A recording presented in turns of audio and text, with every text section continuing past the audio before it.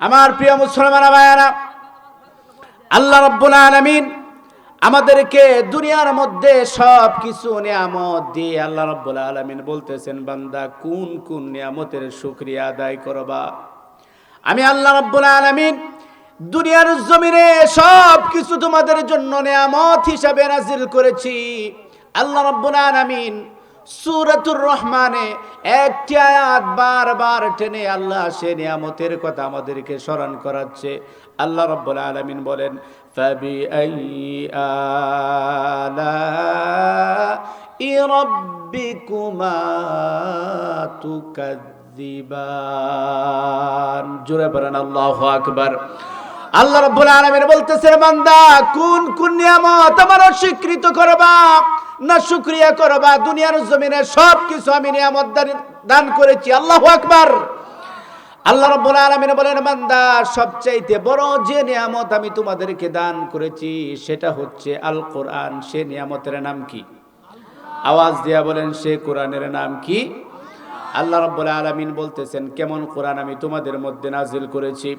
আলিফ লাম মিম যালিকাল কিতাবু লা রাইবা ফীহি হুদাল লিল মুত্তাকিন। আল্লাহু আকবার। আল্লাহ রাব্বুল আলামিন বলতেছেন, এমন একটা কিতাব আমি আল্লাহ তোমাদের মধ্যে নাজিল করেছি যেই কিতাবের মধ্যে কোনো ভুল নাই, কোনো সন্দেহ। এমন একটা কিতাব আমি তোমাদেরকে নাজিল করেছি। এই কোরআন থেকে যদি কথা বলি, এই কোরআন থেকে যদি কথা শুনি, মানব জাতির জন্য কল্যাণ আছে না নাই? আল্লাহ রাব্বুল আলামিন বলেন, মান ক্বালা বিহি সাদাকা। যেই কোরআন থেকে কথা বলে সে সত্য কথা বলে। সে কি কথা বলে? এই কোরআনের মধ্যে কোনো মিথ্যা নাই, এই কোরআনের মধ্যে কোনো প্রতারণা নাই, এই কোরআনের মধ্যে কোনো ছল চাতুরি নাই। স্পষ্ট কথা, স্পষ্ট বার্তা। আল্লাহ রাব্বুল আলামিন বলতেছেন, বান্দা সে কোরআন আমি তোমাদের মধ্যে নাজিল করেছি নিয়ামত স্বরূপ। তার চাইতেও বড় নিয়ামত হলো বান্দা আমি তোমাকে ইমানদার হিসাবে নাজিল করেছি। আমাদের মতোই দেহ মাংসে গড়া, আমাদের মতোই বিশাল দেহের অধিকারী, আমাদের চাইতে আরো স্মার্ট, আমাদের চাইতে আরো সুদর্শন অনেক মানুষ জমিনের মধ্যে আছে না নাই? কথা কয় না, আছে না নাই? মাটির মূর্তিকে তারা সেজদা দেয়, আগুনকে তারা সেজদা দেয়, গরুকে তারা সেজদা দেয়। আমাদের মতো তাদেরকেও আল্লাহ রাব্বুল আলামিন ব্রেন দিয়েছে, কিন্তু যে জিনিসটা তাদেরকে দিয়ে ধন্য করে নাই সেটা হচ্ছে আল্লাহর পক্ষ থেকে ঈমান তাদেরকে দান করে নাই। কথা বলেন ঠিক কিনা? আমার প্রিয় মুসলমান ভাইয়েরা, আল্লাহ রাব্বুল আলামিন দুনিয়ার জমিনে একজন মানব জাতির জন্য সবচাইতে বড় নিয়ামত হলো ঈমান। সবচাইতে বড় নিয়ামত কি? শয়তান ওই ঈমানটা লুট করার জন্য সব সময় তারা চালায়। কথা বলেন ঠিক কিনা? শয়তান আমাদের ঈমানকে লুট করার জন্য বানিয়েছে মাজারগুলা। শয়তান আমাদের ঈমানগুলা লুট করার জন্য বন্ড ফিরও আছে না নাই? এত আস্তে বলেন কেন, আছে না নাই? আজ মুসলমান মসজিদের মধ্যেও নামাজ আদায় করে আল্লাহ রাব্বুল আলামিনকে সেজদা দেয়, আবার এক প্রকার মুসলমান আছে মাজারেও গিয়া সেজদা মারে। আছে না নাই? শয়তান এই প্রক্রিয়াটা পরিচালনা করেছে যেন ঈমানটাকে সে ছিনিয়ে নিতে পারে, ঈমানটাকে যেন সে হনন করতে পারে। এই ঈমান হচ্ছে আখিরাতে জান্নাত পাওয়ার জন্য পাসপোর্ট। ঈমান আখিরাতের জন্য কি? কথা কয় না। আপনি ধরেন বাংলাদেশ থেকে সৌদি আরব যাবেন, ইমিগ্রেশনের মধ্যে পাসপোর্ট জমা আছে না নাই? জিজ্ঞাসা করবে। এই ঈমান আমাদের জন্য হচ্ছে একটা পাসপোর্ট। আর আমাদের দুনিয়ার জমিনে ভালো ভালো কাজ নেক কাজগুলা হচ্ছে আমাদের জন্য হচ্ছে ভিসা। ইমিগ্রেশনের মধ্যে দুটোরই প্রয়োজন আছে না নাই? কথা কন না কেন, আছে না নাই? আপনাকে যখন এয়ারপোর্টে যাবেন, সৌদি আরব যাওয়ার জন্য রওনা করবেন, ইমিগ্রেশনে বলবে তোমার পাসপোর্ট দেখাও, তোমার ভিসা দেখাও। আপনি যদি বলেন আমার ভিসাও নাই পাসপোর্টও নাই, মায়ের আছে না নাই? কিয়ামতের কঠিন ময়দানে দুনিয়া থেকে যাওয়ার পর আল্লাহ রাব্বুল আলামিন বলে, এ বান্দা তোমাকে আমি ঈমান নামক যে দৌলত দিয়ে পৃথিবীর জমিনে প্রেরণ করেছিলাম, কোথায় ঈমান দাও? কোন মাজারে ফালাইছো কিনা দেখো চিন্তা করে। যদি তোমার ঈমানটা সঠিকভাবে দিতে পারো তাহলে পাসপোর্ট জমা হয়ে গেছে, পাসপোর্ট জমা। এবার ভালো কাজগুলা যদি আপনি জমা দিতে পারেন তাহলে ভিসাও হয়ে গেছে। বাংলাদেশ ইমিগ্রেশন পাস করে যেভাবে আপনি যে কোনো দেশে যেতে পারবেন কিয়ামতের দিন। আপনার ঈমান নেক আমলগুলা যদি আপনি জমা দিতে পারেন আল্লাহর জান্নাতে পৌঁছে যেতে পারবো। জোরে কোন সুবহানাল্লাহ। আল্লাহ রাব্বুল আলামিন বলতেছেন, বান্দারে ওই ঈমানটা যদি তোমার অন্তরের মধ্যে থাকে, আমি আল্লাহ রাব্বুল আলামিন তোমাকেও সম্মানিত করি, আমি তোমাকে বন্ধু বানায় নেই। আল্লাহু আকবার।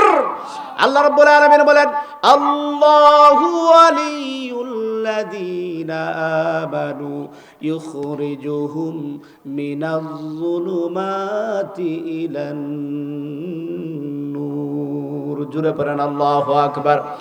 আল্লাহ রাব্বুল আলামিন বলেন, আল্লাহু ওয়ালিয়ুল্লাযীনা আমানু, যারা ঈমান আনে তারা আমার বন্ধু। কার বন্ধু? কথা বলেন, কার বন্ধু? আমি আল্লাহ রাব্বুল আলামিন ইখরিজুহুম মিনাজ-যুলুমাত ইলান নূর। তারা যদি অন্ধকারের মধ্যে থাকে, তারা যদি অন্ধকারে আচ্ছন্ন হয়ে পড়ে, আমি আল্লাহ রাব্বুল আলামিন তাদেরকে আলোর দিকে নিয়ে আসি। তারা যদি মতকুর হয়, ঈমানটাকে যদি মজবুত করে রাখতে পারে, একটা সময় আমি তাকে হেদায়েত দিয়ে দেই। এরকম নজির আমাদের দেশেও আছে না নাই? অনেক মদ করেছিল, জিনা করেছিল, সুদ করেছিল, কিন্তু মাজারের মধ্যে ঈমান হারায় নাই। বন্ডবীরের কাছে ঈমান হারায় নাই, কোন আগুন পূজা করে ঈমান হারায় নাই। আল্লাহ রাব্বুল আলামিন মৃত্যুর আগে তাকে হেদায়েত দিয়া মুসলমান বানায়া 5 ওয়াক্ত নামাজ পড়ায়া পাক্কা মুমিন বানায়া দিয়েছে। ইতিহাস আছে না নাই? আমার প্রিয় মুসলমান ভাইয়েরা, তার মানে বোঝা গেল সেই ঈমানটা হচ্ছে সবচাইতে মূল্যবান জিনিস। ঈমানের হেফাজত করাও দরকার আছে না নাই? আমাদেরকে আল্লাহ ওই রকম ঈমানকে হেফাজত করার তৌফিক দান করুক, পড়ছে আমিন। ঈমান মানে হচ্ছে বিশ্বাস। ঈমান মানে কি? আল্লাহর প্রতি বিশ্বাস। কার প্রতি বিশ্বাস? আল্লাহর প্রতি যদি বিশ্বাস থাকে তাহলে আমাদেরকে কোনো সমস্যা আছে? কথা বলেন, সমস্যা আছে? আল্লাহর প্রতি যে যেরকম ধারণা করে আল্লাহ তাকে ওই রকমই দেয়। কথা বলেন, ঠিক কি না? আপনি যদি এখন ধারণা করেন সুস্থ আছি, সাবলীল আছি, কোনো সমস্যা নাই, রওনা যদি করে দেই 40 মিনিটের মধ্যে সুনামগঞ্জ গিয়ে পৌঁছে যাওয়া সম্ভব। কারণ ঈমানটা কার প্রতি? কথা কোন কার প্রতি? বিশ্বাসটা কার প্রতি? কিন্তু আপনি যদি সেই বিশ্বাসটাকে হারায় ফেলান, এজন্যই তো একটা প্রবাদ আছে, যেখানে বাঘের ভয় সেখানেই রাত হয়। কারণ বিশ্বাসের মধ্যে পেশ আছে না নাই? আমার প্রিয় মুসলমান ভাইয়েরা, আল্লাহর প্রতি যে এরকম যে ধারণা করে আল্লাহ রাব্বুল আলামিন তার প্রতি ওই রকম আল্লাহ রাব্বুল আলামিন তার প্রতি ভূমিকা রাখে। একটি ঘটনা দিয়ে আপনাদেরকে আমি বোঝাতে চাই। কোন একটা জায়গায় ছোট্ট একটা এতিম ছেলে, তার বাবা নাই, তার কোনো ভাই নাই, তার চাচা নাই, আত্মীয় স্বজন কেউ নাই। রাস্তার ফুটপাতে এক পাগলির ঘরে ওই সন্তানটা জন্ম নিয়েছে। মোটামুটি কথা কিছু বুঝতে পারে। ওই বাচ্চাটার মা অসুস্থ হয়ে গেছে। হাসপাতালে যখন নেওয়া হলো, সরকারি হাসপাতালের মধ্যে যখন নেওয়া হলো, ডক্টর চেক আপ করে বলতেছে, আহারে এই মহিলার এমন এক রোগ হয়েছে, ব্লাড ক্যান্সার হয়ে গেছে, আল্লাহ ছাড়া এই মহিলাকে আর কেউ বাঁচাতে পারবে। সবচাইতে বড় যখন অসুখ হয়, ডাক্তার যেইখানে ফেল হয়ে যায়, তখন ওই রোগীটাকে যিনি বাঁচায় তিনি কে? ডাক্তার যখন এই কথা বলে ফেললো, ওই সন্তান দুনিয়ার তেমন কোনো জ্ঞান তার হয় নাই। সে চিন্তায় পড়ে গেল, আহারে আমার মাকে তো আল্লাহ ছাড়া কেউ ভালো করতে পারবে না, ও আল্লাহকে আমি কোথায় পাই? টাকা নাই, পয়সা নাই, বড় ভাই নাই, তার সন্তান একাই খেটে চলে ফিরে এসে খাবার খায়। পকেটের মধ্যে ছিল 1 টাকা। পকেটে ছিল কয় টাকা? 1 টাকা দিয়া বাচ্চারা সাধারণত চকলেট কিনে খায়, কিন্তু মাকে তো আল্লাহ ছাড়া কেউ বাঁচাতে পারবে না। এবার আল্লাহকে তার প্রয়োজন আছে না নাই? দোকানে দোকানে গিয়ে বলতেছে, ও ভাই 1টা টাকা নাও, আল্লাহকে আমাকে দাও। সবাই ছেলেটাকে দূর দূর করে তাড়ায় দেয়। সবাই বলে, না না, এই ছেলে পাগল ছেলে। কিন্তু ওই ছেলে তো জানে তার মাকে আল্লাহ ছাড়া আর কেউ ভালো করতে পারবে। গুড় গুড় করে গোটা বাজার দৌড়ালো, এই দোকান থেকে সে দোকানে দৌড়াচ্ছে, কেউ তাকে পাত্তা দেয় নাই। দূর দূর করে তাকে ঠেলে দেয়, তাকে তাড়িয়ে দেয়। হঠাৎ করে যখন একটা দোকানে বাজারের কোণার মধ্যে দেখতে পেল একজন হুজুর, আমাদের মতো আলেম মানুষ, ওই হুজুরের কাছে গিয়ে বলতেছে, হুজুর, কয়েক ঘন্টা হয়ে গেল, আমার মাকে ভালো করার জন্য ডক্টর বলেছে আল্লাহ ছাড়া কেউ নাই, টাকা পয়সা আমার কাছে কিছু নাই, এই একটা টাকা নেন আর আল্লাহকে আমাকে দেন, আমার মা যেন সুস্থ হতে পারে। হুজুর ছেলেটার অবস্থা দেখে বুঝতে পেরেছে সন্তানটা আসলেই অবুঝ, কিন্তু তাকে তো একটা বুঝ দেওয়া, কথা কয় না, তাকে একটা বুঝ দেওয়া দরকার। ওই সন্তানের কাছ থেকে একটা টাকা ওই দোকানে নিয়ে গেল, পিছন দিক থেকে গিয়ে একটি বোতলে করে 1 বোতল পানি আনলো, আনার পর বলতেছে, তোমার 1 টাকা আল্লাহ নিয়ে গেছে, আল্লাহ ব্যস্ত আছে, এই যে আল্লাহ তোমার 1 টাকা নিয়ে পানিটা দিছে, এই পানিটা নিয়ে তোমার মাকে খাওয়াবা, আল্লাহ ব্যস্ত আছে, দেখা করতে পারবে না। ছোট্ট বাচ্চা বুঝতে পারে নাই, তার তো মাথার মধ্যে চিন্তা যে কোনো মূল্যেই আমার মাকে সুস্থ করতে হবে, কারণ আমার মাকে আল্লাহ ছাড়া কেউ সুস্থ করতে পারবে। সে ওই বোতলের পানিটা নিয়ে চলে গেল হাসপাতালে, গিয়ে দেখে অসহায় নারী, নার্স নাই, ডাক্তার নাই, সেবা করার কেউ নাই। সন্তান মাকে গিয়ে বলতেছে, আম্মা জান, বড় কষ্ট করে আল্লাহকে মিলাইছি, আল্লাহর কাছ থেকে 1 টাকা দিয়া এই ঔষধটুকু এনেছি, আর আল্লাহ বলে দিয়েছে ঔষধটু যদি আপনি খেতে পারেন সুস্থ হয়ে যাবেন। ওই বাচ্চাটা যখন তার মার মুখের মধ্যে পানিটা দিল, সাথে সাথে তার মা হাত পা নাড়াতে শুরু করলো, মেশিনের মধ্যে সিগন্যাল চলে গেল, ডাক্তার দৌড়ে আসলো, আসার পর আবার পরীক্ষা করে দেখতেছে এটা কিভাবে সম্ভব, এটা তো মিরাক্কেল হয়ে গেল। যে ব্লাড ক্যান্সারের রোগী সাধারণত বাঁচে না, বাঁচার কথা না, কে এই মহিলাকে কে কি ঔষধ খাওয়িয়েছো আমাকে বলো। নার্সগুলা বলতেছে, ডাক্তার সাহেব, তেমন কোনো ঔষধ তাকে দেওয়া হয় নাই, তার একটা ছোট্ট সন্তান আছে, একটা বোতল দিয়া পানি আনছে, তার মাকে খাওয়িয়েছে, এরপর থেকে তার মার শারীরিক অবস্থা অনেক পরিবর্তন হয়ে গেছে। ডাক্তার বুঝতে আর দেরি করে নাই, ডাক্তার বলতেছে, হারে রবের প্রতি বিশ্বাস যে তোমার ঔষধ আমার জানা ছিল না, পৃথিবীর জমিনে এই রোগের কোনো চিকিৎসা নাই, কিন্তু তার সন্তান আল্লাহর প্রতি বিশ্বাস করে, দৃঢ় বিশ্বাস করে 1 বোতল সাদা মিনারেল ওয়াটার পানি যখন তার মাকে খাওয়ালো, সাথে সাথে আল্লাহর প্রতি বিশ্বাসের কারণে তার মায়ের সমস্ত রোগ আল্লাহ মাফ করে দিয়েছে। জোরে কোন সুবহানাল্লাহ। তার মানে বোঝা গেল আল্লাহর প্রতি বিশ্বাস রাখলে, আল্লাহর প্রতি ধারণা যদি পজিটিভ রাখতে পারি, আমাদের জীবনও পরিবর্তন হতে পারে কি পারে না? আওয়াজ দিয়ে বলেন, পারে কি পারে না? আল্লাহ রাব্বুল আলামিন বলতেছেন, বান্দারে যতই বিপদে থাকো, যতই আপদে থাকো, বিচলিত হয়ো না, টেনশনে পড়ো না, আমি রবকে যখনই ডাকবি, আমি রব তখনই সাড়া দিব। সুবহানাল্লাহ। বিপদে পড়লে ডাকবো কাকে? আওয়াজ দিয়ে বলেন, কাকে? না কোনো বাবাকে? কোন পীর বাবা বাঁচাতে পারবে? আমাদের সমাজের মধ্যে দেখবেন কত মানুষ আছে, কত উল্লুক্কা পাটা আছে, বাবাকে বৃদ্ধ হইছে বাবা ডাকে না, বলে বেটা, কিন্তু পীর রে বাপ ডাকে। বাপকে 500 টাকা দিতে পারে না, মাকে 500 টাকা, 20 টাকা, 50 টাকার পান কিনে দিতে পারে না, পীর সাহেবের মধ্যে হাদিয়া দিয়ে দেয় 5000 টাকা। উল্লুক্কা পাটা আছে না নাই? এরা হচ্ছে সন্তান নামের কলঙ্ক। এই মা, এই বাবাকে যারা সম্মান করতে পারে না, আদম সন্তান হিসাবে পরিচয় দেওয়ার কোনো অধিকার তাদের নাই। কথা বলেন ঠিক কিনা? আমার প্রিয় মুসলমান ভাইয়েরা, আল্লাহ রাব্বুল আলামিন অন্যত্র আয়াতের মধ্যে বলতেছেন, ওয়াল আসর ইন্নাল ইনসানা লাফি খুসর ইল্লাল্লাযীনা আমানু ওয়া আমিলুস সালিহাতি ওয়া তাওয়াসাউ বিল হক ওয়া তাওয়াসাউ বিস সবর। জোরে পড়েন আল্লাহু আকবার। আল্লাহ রাব্বুল আলামিন বলতেছেন, নিশ্চয়ই মানুষ ক্ষতিগ্রস্তের মধ্যে আছে। বলতেছেন কে? আল্লাহ রাব্বুল আলামিন বলতেছেন মানুষ ক্ষতিগ্রস্তের মধ্যে আছে। সময়ের কসম করে আল্লাহ বলতেছেন, ওয়াল আসর, সময়ের কসম, ইন্নাল ইনসানা লাফি খুস, নিশ্চয়ই মানুষ ক্ষতিগ্রস্তের মধ্যে আছে। তবে 4 শ্রেণীর মানুষ ব্যতীত, তার মধ্যে 1 নাম্বার যে শ্রেণীর লোককে এনেছে, মানুষকে এনেছে, সেটাই হচ্ছে ঈমানদার। ইল্লাল্লাযীনা আমানু ওয়া আমিলুস সালিহাত। জোরে বলেন আল্লাহু আকবার।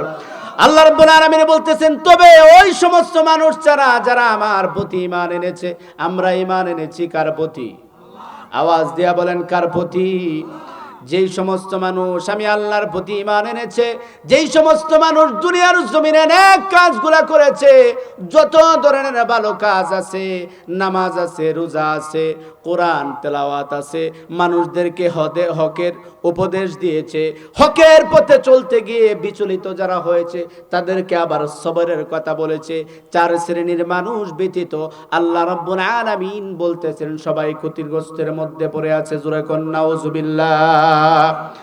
আমার প্রিয় মুসলমান ভাইয়েরা, আল্লাহ রাব্বুল আলামিন অন্য এক আয়াতের মধ্যে বলেন, ইন্নাল্লাযীনা ক্বালু রাব্বুনাল্লাহু থুম্মা ইসতাকামু তাতানাজ্জালু আলাইহিমুল মালাইকা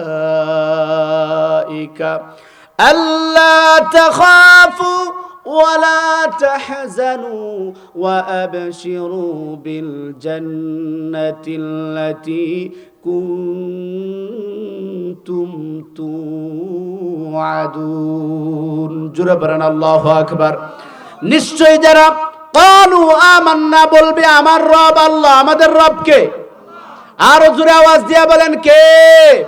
দুহাত এক হাতের শাহাদাত আঙ্গুলি উঁচু করে বলেন আমাদের রব কে?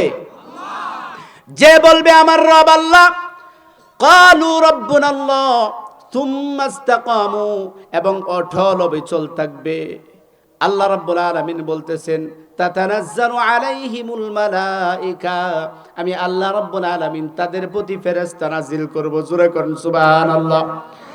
আল্লাহ রাব্বুল আলামিন শুধু তাই বলে নাই, আল্লাহ রাব্বুল আলামিন বলতেছেন ওয়াবশিরু বিল জান্নাতিল্লাতী কুনতুম তুআদুন, তাকে সুসংবাদ দাও সেই জান্নাতের, যে জান্নাতের নিচ দিয়া নহর চলমান, যে জান্নাতের নিচ দিয়া নহর অবশিষ্ট রয়েছে। তার মানে বোঝা গেল রবের প্রতি ঈমান আনার পর ওইটার মধ্যে ইস্তেকামত থাকাও একটা কঠিনের বিষয় আছে না নাই? দুনিয়ার জমিনে কত আলেম আছে, কোরআনের ময়দানে কোরআনের দাওয়াত দেয়, কোনো বিপদ নাই আপদ নাই, পোলাও খুরমা সব আছে, কথা বলেন ঠিক কিনা? আবার এক শ্রেণীর আলেম আছে, এইরকম মঞ্চে থেকে যখন কোরআনের কথা বলে তখন তাদেরকে আবার অ্যারেস্ট করা হয়, তাদেরকে আবার লাল দালানের মধ্যেও ঢুকানো হয়, কথা বলেন ঠিক কিনা? তার মানে বোঝা গেল আল্লাহর প্রতি ঈমান আনা, আল্লাহর প্রতি অবিচল থাকা, আল্লাহ রাব্বুল আলামিনকে রব বলার মধ্যেও ডিফারেন্স আছে না নাই? আমার প্রিয় মুসলমান ভাইয়েরা, আল্লাহ রাব্বুল আলামিন আমাদেরকে যত ধরনের নিয়ামত দান করেছে তার মধ্যে এটা হচ্ছে আরেকটা নিয়ামত। আল্লাহ রাব্বুল আলামিন আমাদেরকে ওই নিয়ামতে আরো বেশি নিয়ামতের শুকরিয়া আদায় করার তৌফিক দান করুক। আমরা পড়ছি আমিন। আমার প্রিয় মুসলমান ভাইয়েরা, আল্লাহ রাব্বুল আলামিন আমাদেরকে কেন বললেন ইস্তেকামত থাকতে হবে, অটল অবিচল থাকতে হবে? রবের প্রতি যদি অটল অবিচল থাকতে পারি, বিশ্বাস যদি ওই রকম ভাবে থাকতে পারি, তাহলে আমরা হব মুমিন। কথা বলেন ঠিক কিনা? এই দেশের মধ্যে আল্লামা মামুনুল হককে ভালোবাসে না এমন কে আছে? কথা বলেন আসেনি? আল্লাহ রাব্বুল আলামিন ওই সমস্ত আলেমদেরকে মানুষ ভালোবাসে। আল্লামা সাইদিকে, দেলোয়ার হোসেন সাইদিকে ভালোবাসে না এমন কোন মুসলমান আছে নাকি? সবাই তাদেরকে ভালোবাসে। আবার তারাই দুনিয়ার জমিনে আল্লাহর কোরআনের দাওয়াত দিয়েছে বিদায় মানুষ তাদেরকে ভালোবাসে, কিন্তু তাদের ইতিহাস জানে না, তাদের উদ্দেশ্য কি ছিল তা জানে না, তাদের মিশন কি ছিল তা জানে না। বিশ্বনবী মুহাম্মদুর রাসূলুল্লাহ সাল্লাল্লাহু আলাইহি ওয়াসাল্লামকে অনুসরণ করার জন্যই তাদের জীবনটাকে আজকে জীবনের মধ্যে সবচাইতে বেশি কষ্ট নির্যাতন নেমে এসেছে। আমরা সবাই তাদেরকে ভালোবাসি, কিন্তু তাদের জীবনের উদ্দেশ্যকে আমরা সবাই ভালোবাসতে পারি না। কথা বলেন ঠিক কিনা? আমার প্রিয় মুসলমান ভাইয়েরা, আল্লামা সাইদি, আল্লামা মামুনুল হক এবং হাটহাজারের হযরত বাবু নগরী সাহেব, তাদের জীবনের সবচাইতে বড় স্বপ্নই ছিল আল্লাহর জমিনে ইনিল হুকমু ইল্লা লিল্লাহ, জমিন যার আইন চলবে তার। কথা বলেন ঠিক কিনা? আমার প্রিয় মুসলমান ভাইয়েরা, আজ বাংলাদেশের মধ্যে তাকায় দেখেন, এক শ্রেণীর মানুষ আছে আলেমদেরকে শুধু মসজিদের মধ্যেই রাখতে চায়, আল্লাহর কোরআনকে শুধু মসজিদের মধ্যেই মানতে চায়। মসজিদ থেকে বের হলে আল্লাহর কোরআনের প্রয়োজন নাই। কথা বলেন ঠিক কিনা? আমার প্রিয় মুসলমান ভাইয়েরা, সেই সমস্ত আলেম, সেই সমস্ত ইমানদার হচ্ছে পাক্কা ইমানদার, যারা ইসলামটাকে শুধু মসজিদের মধ্যেই রাখে না, সমাজের মধ্যেও প্রতিষ্ঠিত করার দরকার আছে না নাই? রাষ্ট্রের মধ্যেও প্রতিষ্ঠা করার দরকার আছে না নাই? ওইটা বললেই তো বেজাল। কথা বলেন ঠিক কিনা? কথা বলেন ঠিক কিনা? এদেশের মধ্যে যদি ইসলাম প্রতিষ্ঠিত হয়, এই দেশের মধ্যে যদি আল্লাহর কোরআনের আইন প্রতিষ্ঠিত হয়, সমাজটাকে আল্লাহ রাব্বুল আলামিন জান্নাতের বাগান বানায় দিবে। কথা বলেন ঠিক কিনা? আমার প্রিয় মুসলমান ভাইয়েরা, এই প্যান্ডেলটাকে আমরা বলি জান্নাতের বাগান। কথা বলেন ঠিক কিনা? কেন? কোরআনের কথা হয়, কোরআনের আলোচনা হয়। আমরা যখন আলোচনা করি আপনারাও বলেন সুবহানাল্লাহ। কথা বলেন ঠিক কিনা? হাদিসের মধ্যে এসেছে যে স্থানের মধ্যে কোরআনের আলোচনা করা হয়, ওই স্থানটাকে ফেরেশতারা ঘেরাও করে, একজনের কাঁধে আরেকজন দাঁড়ায়, দাঁড়াতে দাঁড়াতে আল্লাহর আরশ পর্যন্ত পৌঁছে যায়। আল্লাহ রাব্বুল আলামিন জিজ্ঞাসা করে, কেন রে ফেরেশতারা এরকম ভাবে গোলাকার হয়ে আকাশ পর্যন্ত চলে আসলি?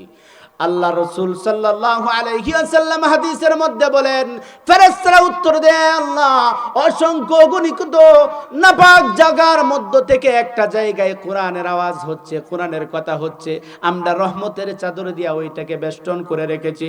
তার মানে বোঝা গেল, যেখানে কোরআনের আওয়াজ হয়, কোরআনের কথা হয়, ওই কোরআনের আওয়াজ, ওই কোরআনের কথাটা হচ্ছে, ওই জায়গাটা হচ্ছে জান্নাতের টুকরা। কথা বলেন ঠিক কিনা? আমার প্রিয় মুসলমান ভাইয়েরা, আর একটা উদাহরণ দেই। আমাদের অনেক সময় পেট ব্যথা হয়, হয় কি হয় না? অনেকের মাথা ব্যথা হয়, ইমাম সাহেবের কাছে দৌড়া গিয়া বলি, ইমাম সাহেব একটু জারফুক দেন, একটু পানি ভরা দেন। পানি ভরা যদি দে, তাহলে দেখবেন অনেকের পেট খারাপ নষ্ট ভালো হয়ে যায়। কথা ঠিক কিনা? পেট ব্যথা ভালো হয়ে যায়, মাথা ব্যথা ভালো হয়ে যায়। ও মুসলমান, এই দেশের শীর্ষস্থানীয় আলেমদেরকে আপনারাও ভালোবাসেন, আল্লামা সাইদিকে আপনারা ভালোবাসেন, আল্লামা মামুনুল হককে আপনারা ভালোবাসেন, কোরআনকেও ভালোবাসেন।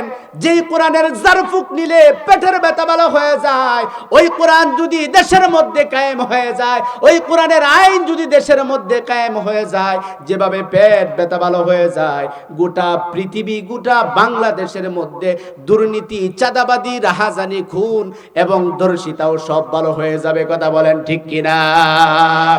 আমার প্রিয় মুসলমান ভাইয়েরা, এজন্য আমাদেরকে আল্লাহ রাব্বুল আলামিনের সেই কোরআনটাকে ওইভাবে বোঝা দরকার আছে না নাই? আওয়াজ দিয়া বলেন আছে না নাই? এই দেশের মানুষ সব বুঝে, আল্লাহর কোরআন প্রতিষ্ঠিত হোক এইটা বুঝে না। কথা কোন ঠিক কিনা? ইসলাম প্রতিষ্ঠিত হোক, কোরআনের আইনের সংশোধন চলুক, এইটা বুঝে না। কথা বলেন ঠিক কিনা? আর সব কিছু তার বুঝে আসে। আমার প্রিয় মুসলমান ভাইয়েরা, আল্লাহ রাব্বুল আলামিন, আমরা যদি প্রশ্ন করি, আয় আল্লাহ, নবীকে আপনি কেন পাঠালেন? আল্লাহ রাব্বুল আলামিন সূরাতুস সফের 8 নম্বর আয়াতে আল্লাহ রাব্বুল আলামিন বলেন, হুয়াল্লাযী আরসালা রাসূলাহু বিল হুদা ওয়া দীনিল হাক্কি লিইয়ুযহিরাহু আলাদ দীনি কুল্লিহি ওয়ালাউ কারিহাল মুশরিকুন। জোরে বলেন আল্লাহু আকবার। আল্লাহ রাব্বুল আলামিন বলেন, আমি নবীকে দুনিয়ার জমিনে এজন্য নাজিল করেছি, এজন্য প্রেরণ করেছি, দুনিয়ার জমিনে যত মানব রচিত আইন আছে, মানব রচিত যত সংবিধান আছে, সব আইনগুলাকে, সব সংবিধানগুলাকে মাটির সঙ্গে পুঁতে দিয়ে আল্লাহর দ্বীনকে প্রতিষ্ঠা করার জন্যই আমি দুনিয়ার জমিনে রাসূল প্রেরণ করেছি। জোরে কোন সুবহানাল্লাহ। আল্লাহ রাব্বুল আলামিন অন্য এক আয়াতের মধ্যে বলেন, ওয়ামান লাম ইয়াহকুম বিমা আনজালাল্লাহু ফাউলাইকা হুমুল কাফিরুন। জোরে বলেন আল্লাহু আকবার। আল্লাহ রাব্বুল আলামিন বলেন, যে সমাজের মধ্যে, যে দেশের মধ্যে আমি আল্লাহ রাব্বুল আলামিনের হুকুম অনুযায়ী হুকুম বাস্তবায়ন করে না, বিচার বিভাগ চলে না, আমি আল্লাহর আইন অনুযায়ী তাদের জীবন পরিচালনা করে না, আমি আল্লাহ রাব্বুল আলামিন তাদেরকে বলতেছি তারাই যেন দুনিয়ার জমিনে কুফরি করে। জোরে কোন নাউজুবিল্লাহ। তাহলে আমাদের এই দেশের মধ্যেও সেই আল্লাহর কোরআনের আইন প্রতিষ্ঠিত হোক, আমরা চাই কি চাই না? কথা বলেন, চাই কি চাই না? এখন লাভ কি ক্ষতি কি এটা তো আগে বুঝতে হবে। কথা বলেন ঠিক কি না? কারণ বাঙালি যেখানে লাভ আছে বাঙালি ওইখানে আছে, যেখানে লাভ নাই বাঙালি ওইখানে কথা কয় না। আছে ওইখানে বিরানি আছে, যেখানে বাঙালি আছে ওইখানে। কথা বলেন ঠিক কি না? তাহলে লাভটা কি? কোরআনের আইন আমরা সবাই চাই। কথা বলেন ঠিক কি না? এমন কি কেউ আছেন কোরআনের আইন চাই না? আছেন এরকম? সবাই আমরা কোরআনের আইন চাই।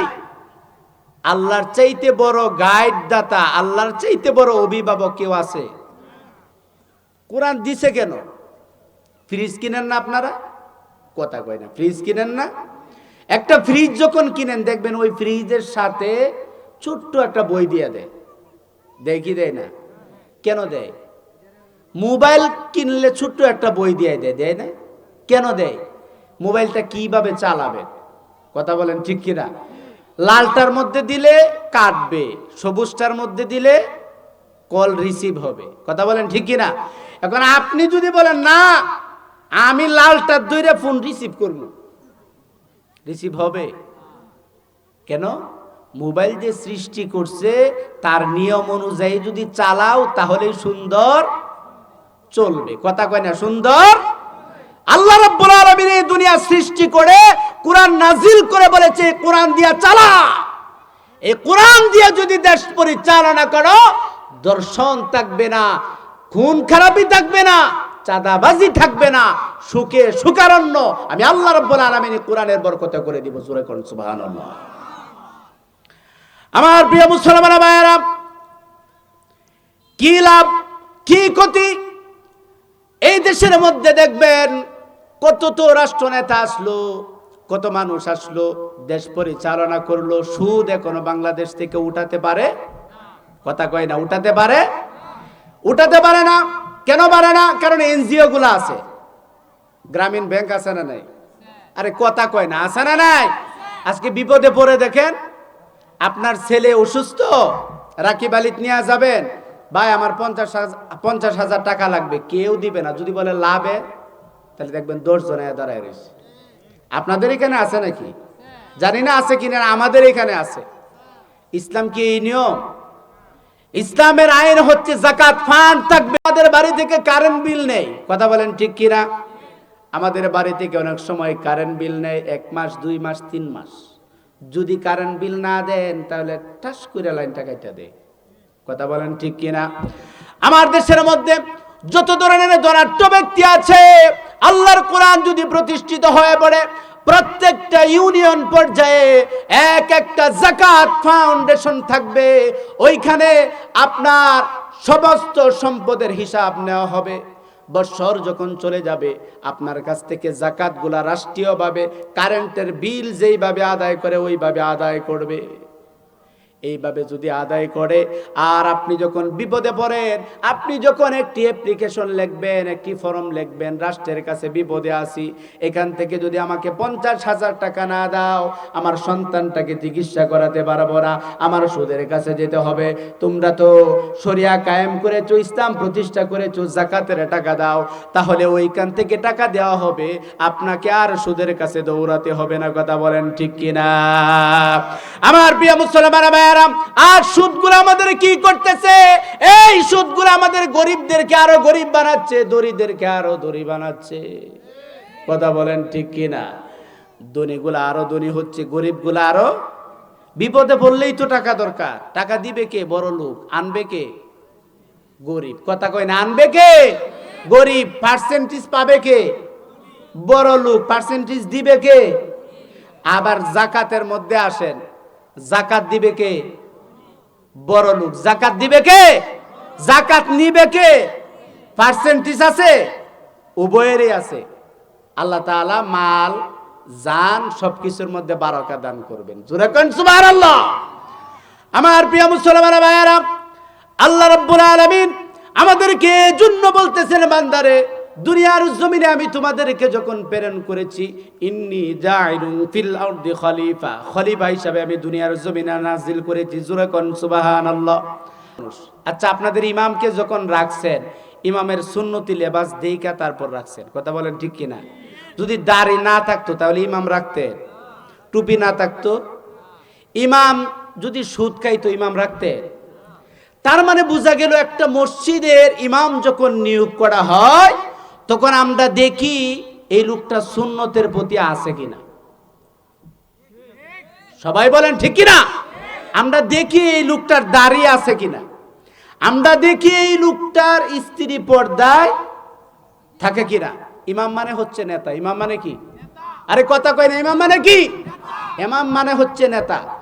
যদি দেখি এই ধরনের ঘাটতি, তাহলে ইমামকে ডিলিট করে দেই। কথা বলেন ঠিক কিনা? ছোট্ট একটা মসজিদের ইমাম যখন আমরা নিয়োগ করি, তখন দেখি ইমামের সুন্নতের প্রতি চলাফেরা আছে কিনা, ইমামের স্ত্রী পর্দা করে কিনা, ইমাম সুদ খায় কিনা। একটা ইউনিয়নের নেতা বা ইমাম যখন আমরা নির্বাচন করি, তখন দেখি না এই লোকটা দুশ্চরিত্র কিনা, এই লোকটা লম্পট কিনা। কথা বলেন ঠিক কিনা? শান্তি আসবে কি করে? সেজন্য আসুন, এই দেশটাকে যদি আমরা পরিচালনা করতে চাই সুন্দরভাবে, আর শান্তি যদি আমরা পেতে চাই, আল্লাহর কোরআনের বিকল্প নাই। কথা বলেন ঠিক কিনা? আল্লাহ রাব্বুল আলামিন আমার এই 56,000 বর্গ মাইলের দেশটাকে কোরআন দিয়ে সাজাবার মতন তৌফিক দান করুক। আমরা পড়ছি আমিন।